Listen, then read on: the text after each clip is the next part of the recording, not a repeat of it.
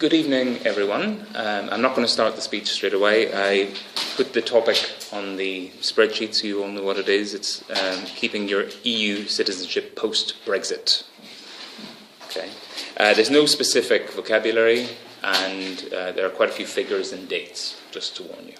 Okay. Right, so I'll begin. Good evening, ladies and gentlemen.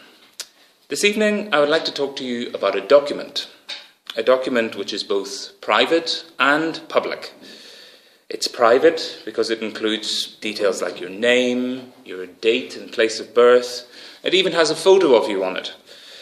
And it's public because it's issued by a government and it allows you to travel around the world. Of course, no prizes for guessing that tonight I'm going to talk about passports.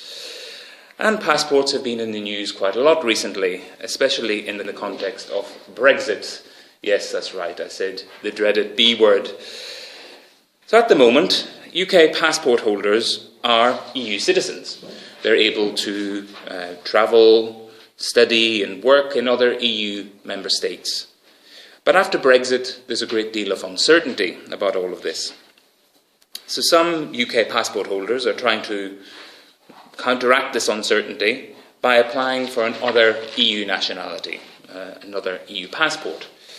And this evening I would like to talk about some of these different passport application processes, how you can be eligible for the nationality of another EU member state. Of course, I'm not going to talk about all 27 member states, apart from the UK, but I'm going to give you a flavour of the process in a few of the member states. Obviously, the most common nationality that most UK citizens are applying for is Irish nationality. Because of the cultural ties, because of the geographical proximity, it makes sense to apply for Irish citizenship. And it's estimated that around 10% of the UK population are eligible for Irish citizenship. It also helps that the eligibility criteria for an Irish passport are quite generous. So you, a parent or a grandparent, have to have been born on the island of Ireland. And I haven't just used that phrase for fun. It's got some meaning behind it. So that means that either they have to be born in the Republic of Ireland or Northern Ireland. So anywhere on the island of Ireland. So understandably, after the EU referendum, there was a massive surge in applications for Irish passports. Here come the figures. In 2012, the number of applications was 45,646, but in the first 10 months of last year, of 2018, so from January to October, this figure exceeded 158,000, so a huge increase. And of course, this huge increase has put a lot of pressure on staff at the passport office in Dublin, as well as in embassies around the UK, embassies and consulates around the UK. So, in a similar way to applying for Irish citizenship, British citizens can also apply for an Italian passport if they can prove that they have Italian heritage. And you could argue that the criteria for Italian citizenship is even more generous than that for Irish citizenship.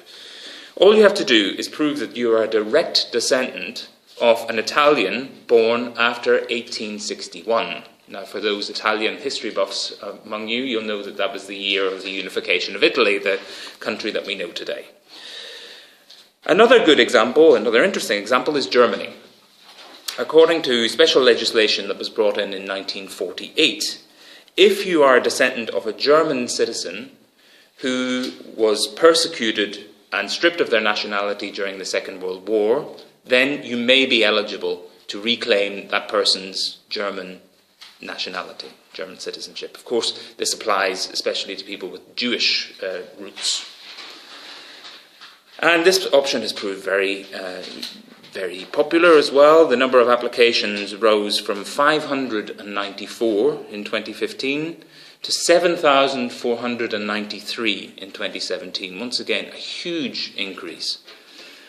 But Brits will have to be very careful if they opt for German nationality, because Germany has very strict laws when it comes to dual citizenship. So at the moment, you can have German citizenship and another EU citizenship. However, once the UK leaves the EU, that's going to be called into question. So it might not be a solution.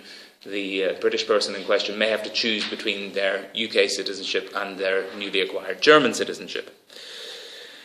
Up until now, I've spoken about citizenship options through family routes, but there are other options, especially in some of the newer EU member states. I'd like to give you the example of Malta. In Malta, you can apply for citizenship if you live in the country for at least 2 years, and perhaps more importantly, if you make a donation of 650,000 euros to the Maltese government. Directly or indirectly. This could be in the form of a donation, it could be setting up a business, buying a property, and it's estimated that the costs involved in all of this actually exceed £650,000 if you make the donation and you buy a property and you set up a business and you send your kids to school and so on and so forth. The cost could actually be around €5 million. So perhaps not a very accessible or affordable option for the common man. It's also quite a controversial route to citizenship, and it hasn't been approved by the European Commission. In conclusion, I think it's wonderful that UK citizens have this range of options for citizenship. Personally, I was born in Northern Ireland, and I've been able to benefit from dual citizenship of the UK and Ireland. And I'm therefore Brexit-proof. I have a variety of options open to me after Brexit, if indeed it happens. But I just want to give a word of warning to my fellow UK passport holders who acquire another nationality. Don't just do it for practical reasons. Try to learn something about your new country. Try to learn about its history, its culture, and I think it will make your life much richer and more interesting in the future. Thank you very much.